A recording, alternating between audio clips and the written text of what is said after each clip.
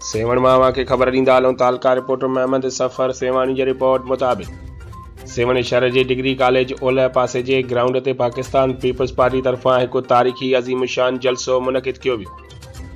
जलसो Pakistan peoples party के तरफा PS 77 ते नामज़द उम्मीदवार अगूणो वॾो वज़ीर सैदो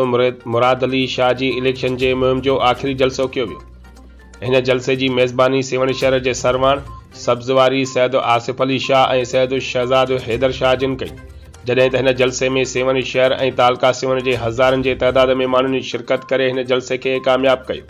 उन मौके ते हिन जलसे में आयल मेमण बिरादरी के नौजवान एडवोकेट नईम अख्तर मेमण मीडिया से ॻाल्हाईंदे चयो त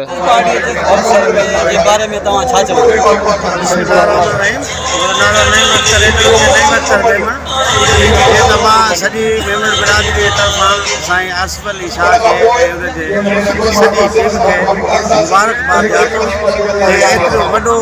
ग्राउंड कयो पीपल्स पार्टी सक्सेस ला उन एतिरा माण्हू गॾु कया इंशाअल्लाह बीपी जी फतह थी आसिफ शाह जी सैयद आसिफ अली शाह जी फतह जलसो आहे जलसे में केतिरनि क़ौमूं आहिनि जलसे जे बारे में छा चवो? माशाअल्लाह वॾो ग्राउंड आहे ऐं हिन तालीम सेवा जी हर क़ौम हर ज़ात हर माण्हू इन जलसे में शामिल थियो ऐं इहो सिर्फ़ु सैयद आसिफ अली शाह जो क्रेडिट वञे थो जंहिंखे असां लख लख मुबारक ॾियूं था